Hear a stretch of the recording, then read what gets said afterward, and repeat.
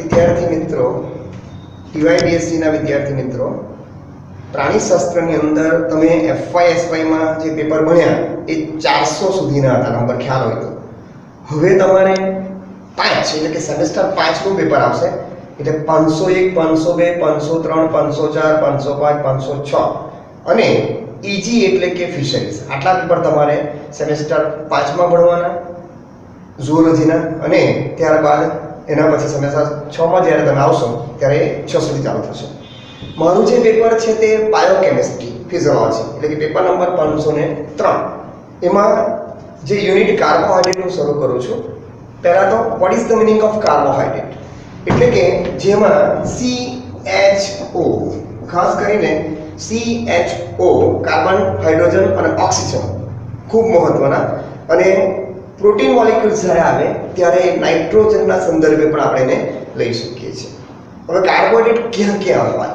એનિમલમાં પણ હોય, પ્લાન્ટમાં પણ હોય. હવે એનિમલની અંદર કાર્બોહાઈડ્રેટ હોય તો જેને આપણે સાદી ભાષામાં ગ્લાયકોજન કહેવાય, અને વનસ્પતિમાં કાર્બોહાઈડ્રેટ જે છે જેને આપણે સ્ટાર્ચ કહેવામાં. આ એક કોમન નોન છે એટલા માટે. બાકી કાર્બોહાઈડ્રેટ તમારે જો બોલવાના હોય તો કાર્બોહાઈડ્રેટ માટે હંમેશા પ્રત્યય જે આવે એ પ્રત્યયને આપણે ઓસ કહેવામાં આવતું હોય. એટલે કે ટ્રાયોસ, પેન્ટોઝ, હેક્ઝોઝ તમારા કોર્સમાં આટલા સ્ટ્રક્ચર આવતા હોય. એટલે કે ટ્રાયોસ, પેન્ટોઝ અને હેક્ઝોઝ. હવે એનું જનરલ ફોર્મ્યુલા જે આવતી હોય એ જનરલ ફોર્મ્યુલાની અંદર ખાસ કાળજી રાખવાની કે એમાં CN in the bracket H2O bracket over M. અહીંયા n બરાબર આપણે m કહી શકતા હોઈએ. એનો અર્થ શું થાય કે કાર્બનની સંખ્યા પર આધારિત રચના બનતી હોય એ પ્રમાણે એને ટ્રાયોસ, પેન્ટોઝ અને હેક્ઝોઝ કહેવામાં આવે. ટ્રાયોસ એટલે શું? તો જેમાં કાર્બનની સંખ્યા 3 હોય એટલે કે એની રચના C3H6 અને O3 બનશે. પેન્ટોઝ હોય તો C5H10O5 બનશે. હેક્ઝોઝ હોય તો C6H12O6 બનશે. તમે સેકન્ડ યર BSc ની અંદર પ્રેક્ટિકલમાં પેપરની અંદર ભણી જ આવ્યા છો, છતાં પણ પ્રેક્ટિકલ બેઝડ હોય તો એટલે તમને કદાચ એનો અંદાજ નહીં હોય. પણ હવે આ થિયરીમાં ડિટેલ ભણવાનું છે. ત્યારબાદ જે કાર્બોહાઈડ્રેટ હોય એમાં યાદ રાખવા માટે બેઝિકલી કે ટ્રાયોસ એટલે શું, તો ટ્રાયોસમાં કયા એક્ઝામ્પલ આપે? મેં તમને પહેલા જ કીધું કે જેની પાછળ ઓઝ હોય પણ બધામાં આ નિયમ લાગતો નથી. એટલે ટ્રાયોસની અંદર ફક્ત તમારે યાદ રાખવું હોય તો એમાં બે જ એક્ઝામ્પલ છે. એક તો ગ્લિસરાલ્ડીહાઇડ અને ત્યારબાદ ડાયહાઇડ્રોક્સી એસિટોન. હવે જેવું ગ્લિસરાલ્ડીહાઇડ ને ડાયહાઇડ્રોક્સી એસિટોન બોલીએ આપણે એટલે આપણા મગજમાં એક ક્વેશ્ચન પેદા થાય, અને પ્રશ્ન એ છે કે ભાઈ આમાં કયા જૂથ આવી ગયા? તો એમાં બે જૂથ આવે. એક તો આલ્ડીહાઇડ આવે જેને આપણે સાદી ભાષામાં CHO પણ કહેવાય યા C ડબલ બોન્ડ OH પણ કહી શકાય. કારણ શું કે કાર્બનની વેલેન્સી જે કહેવાય સંયોજકતા 4 હોય એટલે C ડબલ બોન્ડ O અને C ડબલ બોન્ડ OH લખો એટલે CHO ના સંદર્ભે એની વેલેન્સી કમ્પ્લીટ થાય. હવે કીટોન જ્યારે લખો ત્યારે always C double bond O ખાલી આવે અને એ પણ 4 વેલેન્સી કાર્બનની પૂર્ણ કરે. એટલે કેમિસ્ટ્રીની જો સંયોજકતા ખબર હોય તો આ સ્ટ્રક્ચરમાં કોઈ વાંધો આવવાનો નથી. બીજો મુદ્દો એ છે કે ઓલવેઝ એસિટોન જ્યારે લખીએ અથવા કોઈ પણ કીટોન સમૂહ જ્યારે લખીએ ત્યારે ઓલવેઝ સ્ટ્રક્ચર બીજા કાર્બન પર જ હોય એ લાઈફ ટાઈમ ધ્યાન આપવાનું. એના પછીનો મુદ્દો એ આવે કે એનું જે સ્ટ્રક્ચરલ ફોર્મ્યુલા એકાદ આપણે જોઈએ તો એ સ્ટ્રક્ચરલ ફોર્મ્યુલા ખ્યાલ આવે કે એમાં પહેલો અને છેલ્લું સ્ટ્રક્ચર કીટોન શર્કરાની અંદર સરખું જ હોય. એટલે જ્યારે ટ્રાયોસ હોય, પેન્ટોઝ હોય અને હેક્ઝોઝ હોય ત્યારે કંઈ વાંધો આવતો નથી. તો ખાસ યાદ રાખજો કે એક સ્ટ્રક્ચર તમને સમજાવવાનો પ્રયત્ન કરું તો એ સ્ટ્રક્ચર જે આવતું હોય પહેલું સ્ટ્રક્ચર જે છે એ ગ્લિસરાલ્ડીહાઇડનું આપણે લઈએ. હવે ગ્લિસરાલ્ડીનું સ્ટ્રક્ચર જે છે એની અંદર first of all C double bond OH આ એક સમૂહ થઈ ગયો. ત્યારબાદ સેકન્ડ કાર્બન, ત્યારબાદ થર્ડ કાર્બન અને થર્ડ કાર્બનની સાથે HCOH, નીચે પણ H, અહીંયા પણ HCOH. એટલે અહીંયા સ્ટ્રક્ચરમાં તમે જોશો તો C3H6 અને O3 કમ્પ્લીટ થાય છે. કાર્બન 3 છે, હાઇડ્રોજન બી તમે જોઈ શકો છો 6 અને ઓક્સિજન 3. હવે એ જ સંદર્ભે આપણે કીટોનની વાત કરીએ એટલે કે ડાયહાઇડ્રોક્સી એસિટોનની વાત કરીએ તો એમાં મેં તમને પહેલા જ કીધું કે સેકન્ડ કાર્બન પર C ડબલ બોન્ડ હોય અને કાર્બનની સંયોજકતા 4 છે. એટલે યાદ રાખવાનું કે પહેલું અને છેલ્લું સરખું હોય એટલે HCOH જે અહીંયા આવશે એ જ તમારું બીજી બાજુ આવશે. એટલે સ્ટ્રક્ચર યાદ રાખવા માટે બહુ મહત્વનું છે અને આને કહેવાય છે DHA. DHA નો અર્થ થાય ડાયહાઇડ્રોક્સી એસિટોન. તો આ થયું ટ્રાયોઝની વાત. હવે આનો ઉપયોગ ક્યાં ક્યાં થાય, કઈ જગ્યા પર ટ્રાયોઝ આવી શકે? તો કદાચ તમે ભૂતકાળની અંદર પ્લાન્ટ બાયોલોજી ભણ્યા હશો, ત્યાં તમે યાદ હોય તો જૈવ સંશ્લેષણ તબક્કો ભણ્યા હશો, ત્યાં તમે કંઈક C4 C3 ચક્ર પણ ભણ્યા હશો, તો ત્યાં અંધકાર તબક્કાની અંદર અને C3 પથમાં આ માહિતી તમને આવતી હોય. પ્રકાશ શ્વસનમાં બી આવે, પણ એ પ્લાન્ટ સાયન્સ હોવાને કારણે અહીંયા હું ડિટેલમાં જતો નથી.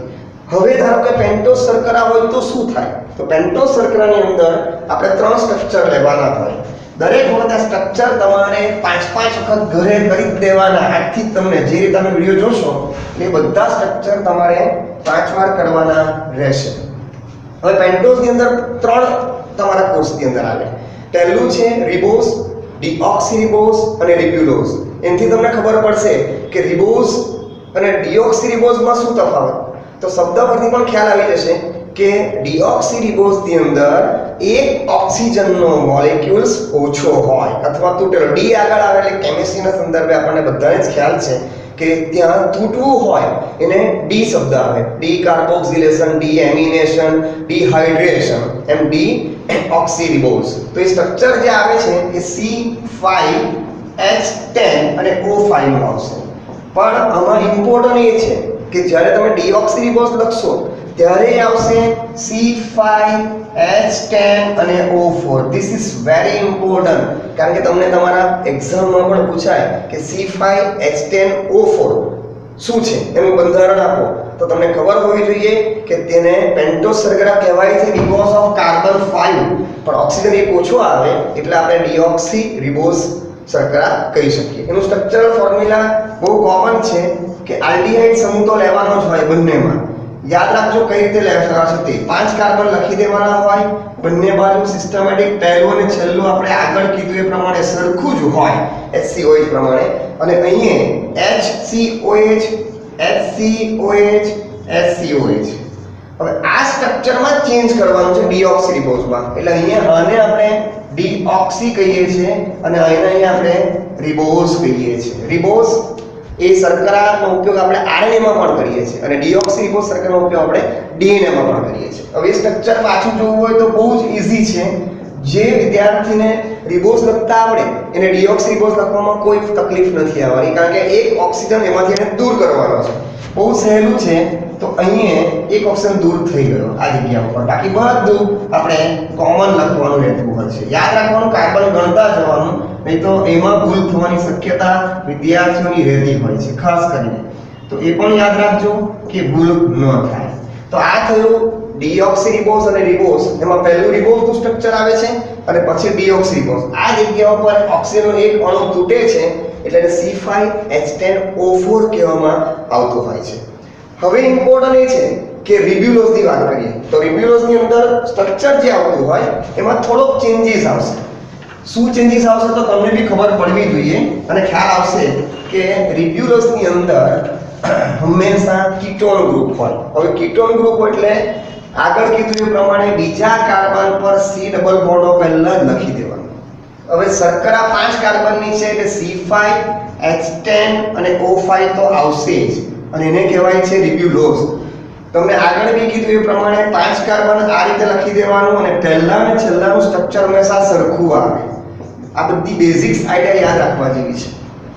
એટલે પહેલું અને છેલ્લા કાર્બનની જે સ્ટ્રક્ચરલ ફોર્મ્યુલા છે સરખી આવે, બાકી વચ્ચે આગળ આવી ગયું તે જ લખવાનું હોય. તો આ જે સ્ટ્રક્ચર બની ગયું આપણું એને આપણે રિબ્યુલોઝ કહેવામાં આવતું હોય. હવે રિબ્યુલોઝ શર્કરાનો ઉપયોગ પેલું જૈવ સંશ્લેષણ તમને એક્ઝામ્પલ આપ્યું કે રિબ્યુલોઝ શર્કરાનો ઉપયોગ પણ જૈવ સંશ્લેષણમાં થતો હોય છે. જ્યાં તમને રૂબિસ્કો નામનો એક એન્ઝાઇમ આવેલો, રિબ્યુલોઝ બાયફોસ્ફેટ કાર્બોક્સિલેઝ એન્ડ ઓક્સિજનેઝ, પણ છતાંય પ્લાન્ટ સાયન્સમાં હોય એટલે આપણે એને અહીંયા પિક્ચરમાં લેતા નથી. તો એ ખાસ યાદ રાખવું. આપણે અત્યાર સુધીમાં 5 સ્ટ્રક્ચર લીધા. પહેલા ટ્રાયોઝના સ્ટ્રક્ચર લીધા, પછી પેન્ટોઝના લીધા અને ટ્રાયોઝમાં 2 આવી ગયા. થોડુંક આપણે સમરી પેકર લઈએ, ટ્રાયોઝમાં 2 આવી ગયા એટલે ટ્રાયોઝના ગ્લિસરાલ્ડિહાઇડ અને ડાયહાઇડ્રોક્સી એસિટોન. ત્યારબાદ પેન્ટોઝમાં 3 આવી ગયા, રિબોઝ, ડીઓક્સીરિબોઝ અને રિબ્યુલોઝ. હવે ટ્રાયોઝ યાદ રાખવા માટેની એક ટેકનિક પણ તમને આપી દઉં કે આપણે જે પહેલો શબ્દ બોલીએ છીએ ગ્લિસ એટલે ગલસ, ગલસમાં અક્ષર આવે 3 એટલે ટ્રાયોઝમાં કાર્બન હોય 3. એટલે તમે જેટલું બી આગળ ગલસથી બોલશો ભવિષ્યમાં બધાના સ્ટ્રક્ચરમાં કાર્બન 3 જ હોય. પછી ગ્લિસરોલ હોય C3H8O3, યા ગ્લિસરાલ્ડિહાઇડ હોય, ગ્લિસરીન હોય, ગ્લિસરિક એસિડ હોય, જ્યાં જ્યાં ગલસ આવશે એ બધા કાર્બન કેટલા હોય? 3 જ હોય. તો ધીસ ઇઝ વેરી ઇમ્પોર્ટન્ટ. હવે ત્રીજું સ્ટ્રક્ચર આપણે લેવા જઈ રહ્યા છે જેને આપણે હેક્ઝોસ કહેવાય છે. હેક્ઝોસ શબ્દ બોલવાથી ખ્યાલ આવી જ જશે આપણને કે what is the meaning of hexose. એટલે હેક્ઝોસનો અર્થ એ થતો હોય કે જ્યાં કાર્બનની સંખ્યા 6 હોય. તો C6H12 અને O6. હવે આમાં યાદ રાખજો કે ડી અને એલ સુગર બી તમારામાં આવે, પણ TYBSc માં ડિટેલમાં અહીંયા લેતા નથી અને આપણે MSc માં લઈશું. એટલે ડી અને એલ સુગર આવે. ડી અને એલ એટલે શું એ બી રફલી તમને ભણાવી દઉં કે ડેક્સ્ટ્રો રોટેટરી કહેવાય અને લીવો રોટેટરી કહેવાય. તો સાદી ભાષામાં યાદ રાખવું હોય તો બહુ સહેલું છે કે જેની અંદર સ્ટ્રક્ચરમાં ડાબી તરફ OH વધારે હોય એટલે એને લેફ્ટના નિયમ પ્રમાણે લીવો રોટેટરી કહેવાય, અને જમણી તરફ OH વધારે હોય તો એને ડેક્સ્ટ્રો રોટેટરી કહેવાય. આ એક દેશી શબ્દથી સમજવાનું, બાકી એની માહિતી તમારી MSc માં તમને બાયોકેમિસ્ટ્રીમાં આવશે. હવે હેક્ઝોસ સર્કલના 3 એક્ઝામ્પલ છે જે તમે ભૂતકાળમાં કદાચ ભણ્યા છો, યાદ હોય તો. પહેલું ગ્લુકોઝ, પછી ગેલેક્ટોઝ અને ફ્રુક્ટોઝ. હવે ગ્લુકોઝ, ગેલેક્ટોઝ અને ફ્રુક્ટોઝમાં તમને એમ થાય કે અહીંયા તો ઓક્સિજન તો દૂર થતું નથી, તો હવે એને કેવી રીતે લેવું? આગળ તો આપણે જોયું કે રિબોઝ અને ડીઓક્સીરિબોઝમાં એક O ઓછો થઈ ગયો, સ્ટ્રક્ચર બની ગયું. અહીંયા તો નથી બનતું, એવું નથી. અહીંયા OH ને ચેન્જ કરવા માટેની એક ટેકનિક્સ છે અને એના સ્ટ્રક્ચરમાં ત્રીજું, ચોથું અને 3 એટલે યાદ રાખવાનું 3, 34, 3 એટલે 3 એટલે કે ગ્લુકોઝના ત્રીજા કાર્બન પર OH ડાબી તરફ આવે, ગેલેક્ટોઝના ત્રીજા અને ચોથા કાર્બન પર OH ડાબી તરફ આવે અને ફ્રુક્ટોઝના ત્રીજા કાર્બન પર OH ડાબી તરફ આવે. પણ ફ્રુક્ટોઝમાં શર્કરા કીટોન છે એટલે એ તમને આવડી જશે. પણ મુદ્દો થયો ગ્લુકોઝ અને ગેલેક્ટોઝ. તો બંનેના સ્ટ્રક્ચર આપણે લઈ લઈએ. એકોર્ડિંગ ટુ આલ્ડિહાઇડ ગ્રુપ આપણે આ બેઝિક યાદ રાખવાનું છે. પછી બીજો કાર્બન, ત્રીજો કાર્બનમાં યાદ રાખવાનું કે પહેલા એને ઊંધું કરી નાખવાનું, એટલે પેલું પરીક્ષામાં લખતી વખતે કોઈ પણ ભૂલ ન થાય. લખો ત્યારે બી જોઈ લેવાનું 1 2 3 4 5 અને 6. છેલ્લામાં આપણે આગળ જોઈ ગયા પ્રમાણે બધામાં કોમન સ્ટ્રક્ચર છે, કોઈ ચેન્જ નથી. અને આમાં HCOH, ફરી પાછું HCOH અને ફરી પાછું HCOH. આ સ્ટ્રક્ચર થઈ ગયું ગ્લુકોઝ. હવે ગેલેક્ટોઝમાં શું કરવામાં આવે તો આટલો ભાગ બદલાશે, એટલે આ OH આ બાજુ આવી જાય. સ્ટ્રક્ચરલ પ્રમાણે જુઓ તો એઝ ઇટ ઇઝ નિયમ છે, સેકન્ડ કાર્બન થર્ડ ની ઉપર HOH, ફોર્થમાં પણ HCOH, બાકી બધું કોમન હોય છે. એટલે આમાં સ્ટ્રક્ચર ફોર્મ્યુલામાં ચેન્જ ખાલી 3 અને 4 માં જ ફક્ત ગેલેક્ટોઝમાં થાય. હવે ગેલેક્ટોઝ તમને ક્યાં જોવા મળે તો તમને ડાયસેક્રેટ જ્યારે હું ભણાવીશ ત્યારે તમને થોડો અંદાજ આવશે કે ગેલેક્ટોઝ એટલે શું. એટલે લેક્ટોઝમાંથી ગેલેક્ટોઝ રૂપાંતર થયું. લેક્ટોઝ એ દૂધમાં મળેલી શર્કરા હોય, એટલે ગ્લુકોઝ વત્તા ગેલેક્ટોઝ એના પરથી આપણે લેક્ટોઝ બનતું હોય. તો ત્યાં લેક્ટોઝની વાતની સાથે ગેલેક્ટોઝ યાદ આવશે. હવે ત્રીજું છે ફ્રુક્ટોઝ. ફ્રુક્ટોઝમાં શું યાદ રાખવાનું છે તો સહેલું છે. આ દરેક સ્ટ્રક્ચર તમારે વિદ્યાર્થી મિત્રોને પાછું યાદ કરાવું છું કે 5 વખત લખવાના છે. ફ્રુક્ટોઝમાં શર્કરા જે છે તેમાં કીટોન ગ્રુપ છે. હવે કીટોન ગ્રુપમાં બેઝિક યાદ હોય તો પહેલું અને છેલ્લું એટલે છઠ્ઠું. આમાં 1 2 3 4 5 6 કેવું હોય છે તો કે સરખું હોય. એટલે સરખું હોય એટલે એનું સ્ટ્રક્ચરલ ફોર્મ્યુલા કોમન આવે અને ત્રીજા પર OH ડાબી તરફ હોય. તો આ માહિતી પ્રમાણે તમને ખ્યાલ આવશે કે આને ફ્રુક્ટોઝ કહેવામાં આવે છે. ફ્રુક્ટોઝમાં યાદ રાખવા માટેની ટેકનિક છે કે કીટોન ગ્રુપ હોય. કીટોન ગ્રુપ ના હોય તો ફ્રુક્ટોઝ ના મળે. એટલે આટલા જે 8 સ્ટ્રક્ચર આપણે લીધા એ 8 સ્ટ્રક્ચરની અંદર તમને ક્લિયર થવું જોઈએ કે કઈ રચના કેવી રીતે લખાય છે. તો પહેલું આપણે જોયું, ફરી પાછું રિપીટેશન કરું છું યાદ રાખવા માટે કે ટ્રાયોઝ, પેન્ટોઝ અને હેક્ઝોઝ. ટ્રાયોઝ ની અંદર બે આવી ગયા, ગ્લિસરાલ્ડિહાઇડ અને ડાયહાઇડ્રોક્સી એસિટોન. ગ્લિસરાલ્ડિહાઇડ એ આલ્ડિહાઇડ એટલે આલ્ડોઝ શર્કરા છે. ડાયહાઇડ્રોક્સી એસિટોન પાછળ ટોન બોલાય કીટોન એટલે એ કીટોન શર્કરા છે. એ જ રીતે પેન્ટોઝ અને હેક્સોઝ. તો આ પ્રમાણે તમારે ખાસ યાદ રાખવાનું કે બાયોકેમિસ્ટ્રીના જે બેઝિક્સ આઈડિયા છે કે પેન્ટોઝમાં બી તમને મેં કીધું કે રિબોઝ, ડીઓક્સીરિબોઝ અને રિબ્યુલોઝ. રિબોઝ અને ડીઓક્સીરિબોઝ બંને એક આરએનએ માટે વપરાય, એટલે કે રિબોઝ ન્યુક્લિક એસિડ બીજો ડીએનએ માટે વપરાય, ડીઓક્સીરિબોઝ ન્યુક્લિક એસિડ જે તમને જનીનશાસ્ત્રમાં આવશે, અને રિબ્યુલોઝ જે મેં તમને અંધકાર તબક્કાની વાત કરી. એના પછી આવ્યું હેક્સોઝ જેમાં કાર્બન 6, હાઇડ્રોજન 12, ઓક્સિજન 6. C5H10O4 કીધું હોય તો ડીઓક્સીરિબોઝ, C5H10O5 કીધું હોય તો રિબોઝ અને રિબ્યુલોઝ પેન્ટોઝ શર્કરા. એ રીતે હેક્સોઝ ની અંદર પણ C6H12O6 કીધું હોય જેમાં ગ્લુકોઝ, ગેલેક્ટોઝ અને ત્યારબાદ ફ્રુક્ટોઝ. ફ્રુક્ટોઝ શર્કરા ક્યાં હોય તો ફ્રુક્ટોઝ શર્કરા સામાન્યતઃ ફ્રૂટમાં હોય. નામ પરથી જ ખ્યાલ આવશે ફ્રુક્ટોઝ. તો ફ્રૂટની અંદર વધારે હોય કે જેથી ડાયાબિટીસના દર્દીને જો ફ્રૂટ ખવડાવવામાં આવે, હા કેળામાં બહુ ઓછું આવે તો એને વાંધો આવતો નથી. એટલે આ બધા મુદ્દાઓ કાર્બોહાઈડ્રેટના બેઝિક આઈડિયા આપણે લઈ શકીએ છીએ. હવે સ્ટ્રક્ચરલ ફોર્મ્યુલા આપણે લીધી. હવે આમાં એસિમેટ્રિક અને આઇસોમેરિઝમની વાત એસિમેટ્રિકની વાત મેં તમને આગળ કરી છે કે જ્યાં આપણે ડીએનએલની વાત કરી તેની સાથે, પણ આઇસોમેરિઝમ એક શબ્દ નવો આવતો હોય. આઇસોમેરિઝમ તમે કેમિસ્ટ્રીમાં ભણ્યા હશો કે સમઘટકતા. સમઘટકતાનો નિયમ શું હોય કે જ્યાં જે સ્ટ્રક્ચરલ ફોર્મ્યુલા છે એટલે કે એની રાસાયણિક સૂત્ર સરખું હોય પણ બંધારણીય સૂત્ર જુદા હોય. બરાબર રિપીટ કરું છું, જે તમને એ માહિતી જોવા મળી કે રાસાયણિક સૂત્ર સરખું છે પણ બંધારણીય સૂત્ર જુદા હોય તો એ રચનાને આપણે આઇસોમેરિઝમ અથવા ગુજરાતીમાં સમઘટકતા કહેવામાં આવતું હોય છે. એક્ઝામ્પલ તરીકે ગ્લુકોઝ અને ગેલેક્ટોઝને તમે ધ્યાનથી જુઓ તો એ બંને સ્ટ્રક્ચરલ ફોર્મ્યુલા જુદી છે ગ્લુકોઝ અને ગેલેક્ટોઝમાં, પણ રાસાયણિક સૂત્ર અને એની સાથે ત્રીજી પણ તમે જુઓ ફ્રુક્ટોઝ કે એની સ્ટ્રક્ચરલ ફોર્મ્યુલા જુદી થઈ પણ રાસાયણિક એટલે chemical formula is common but structural formula is different. તો એને આપણે કહી શકાય આઇસોમેરિઝમ. હવે ધારો કે એના સ્ટ્રક્ચરમાં એકત્ર બંને સમૂહ હોય તો એને સિસ કહેવાય અને ક્રોસ થઈ જાય સમૂહ તો ટ્રાન્સ. પણ એ પાછું તમારી ડિટેલમાં એ નથી, એટલે સિસ અને ટ્રાન્સ ગોઠવણી હું તમને એ વધારે કરાવતો નથી કારણ કે ડીવાયબીએસસી માં ફક્ત ઇનિશિયલ્સ લેવલ તમારે જવાનું છે. તો એ મુદ્દો આપણે લીધો. આની અંદર કોઈને પણ ડિફિકલ્ટી હોય તો જ્યારે આપણે ક્લાસીસ શરૂ કરીશું ત્યારે આપણે મુદ્દાને તમે વધારે કવર કરી શકશો.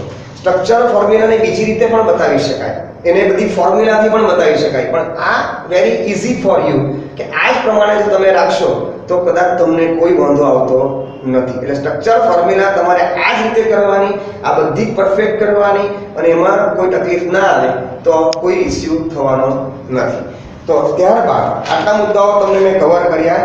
હવે એના પછી એનું ઇમ્પોર્ટન્ટ છે મોનોસેકેરાઇડ. આ મોનોસેકેરાઇડ હતું. એનું ઇમ્પોર્ટન્ટમાં પહેલું ઇમ્પોર્ટન્ટ એ આવે કે હું તમને કહી ગયો તેમ ન્યુક્લિક એસિડ, કોએન્ઝાઇમ અને એટીપી ની અંદર વપરાય. એટીપી માં કેમ વપરાય તો એડિનોસાઇન ટ્રાઇફોસ્ફેટ. તો તમને ખ્યાલ હશે કે ફોસ્ફેટના સ્ટ્રક્ચરની અંદર આપણને ન્યુક્લિયોટાઇડ બને છે અને ન્યુક્લિયોટાઇડ બને એટલે ડીએનએ સ્ટ્રક્ચરના પ્રમાણે એ શર્કરા પેન્ટોઝ શર્કરા ત્યાં હોય. પેન્ટોઝ શર્કરા રિબોઝ અથવા ડીઓક્સીરિબોઝ હોય. તો એટલે એ પહેલું કાર્ય એનું ન્યુક્લિક એસિડ અને એટીપી ના બંધારણ અને કોએન્ઝાઇમ એટલે સહઉત્સેચકો. બીજું છે કે ઇન્ટરમીડિયેટ્સ ઇન હેક્સોસ મોનોફોસ્ફેટ સંટ એટલે એચએમપી સંટ હોય એની વચ્ચેનું જોડાણ માટે હોય. હવે એચએમપી સંટ તમને એ નથી ડિટેલમાં, ફક્ત માહિતી છે. હવે બાકીના જે તમારા જે મેટાબોલિઝમ છે એ તો કાર્બોહાઈડ્રેટ પોતે પછી ચલાવીશું. ત્રીજું આવે છે બેક્ટેરિયાની metabolism. This is very important. હું એક્ઝામ્પલ આપી દઉં. મ્યુસિલેટ નામની આલ્ગી છે અને એનો પાવડર છે અગારોસ. અગારોસ પાછળ ઓઝ આવે એટલે ખ્યાલ આવશે કે કાર્બોહાઈડ્રેટ.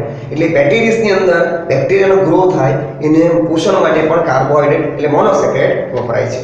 ફોર્થ વન જે છે એ લિક્સોફ્લેવિન એક પ્રોટીન છે જે હ્યુમન હાર્ટના મસલમાં હોય. યાદ રાખજો, આ તમને પેલા શોર્ટ ક્વેશ્ચનમાં આવે. લિક્સોફ્લેવિન જે protein available in heart muscle જેની અંદર પણ મોનોસેકેરાઇડ પોતાનું કાર્ય કરે છે. ફિફ્થ વન છે કે બ્લડની અંદર ટિશ્યુમાં હોય અને યુરિનમાં જો કાર્બોહાઈડ્રેટ વધારે જાય તો એનું નામ આપણે કહી શકીએ છીએ ગ્લાયકોસુરિયા. તે પણ તમે સમજી શકો છો. ત્યારબાદ ગ્લુકોઝ નું કન્વર્ઝન પણ થતું હોય તો એના સંદર્ભે પણ આપણે જોઈ શકીએ કે ગ્લુકોનિયોજિનેસિસ, નિયોગ્લુકોજિનેસિસ, તો એ બધા ટોપિક આપણે મેટાબોલિઝમમાં જોવાના છે એટલે અહીં એનું ડિટેલ પણ કરતા નથી. ત્યારબાદ ગ્લુકોઝ લીવર જે હમણાં મેં તમને કીધું, અને એમાંથી ગ્લાયકોલિપિડ્સ ને ગ્લાયકોપ્રોટીન, આ બે શબ્દ જરાક સમજી લેજો કે ગ્લાયકોલિપિડ એટલે શું, તો ચરબીમાં જો કાર્બોહાઈડ્રેટ હોય તો એને ગ્લાયકોલિપિડ કહેવાય, અને પ્રોટીનમાં જો કાર્બોહાઈડ્રેટ હોય તો એને ગ્લાયકોપ્રોટીન કહેવાય. તો ગ્લાયકોલિપિડ અને ગ્લાયકોપ્રોટીન્સ નું પણ મોનોસેકેરાઇડનું મહત્વ બતાવે છે. તો આ આપણા જે ટોપિક છે ત્યાં મોનોસેકેરાઇડ ની ચર્ચા કરી. હવે નેક્સ્ટ લેક્ચરમાં આપણે ડાયસેકેરાઇડની ચર્ચા કરીશું. Thank you very much.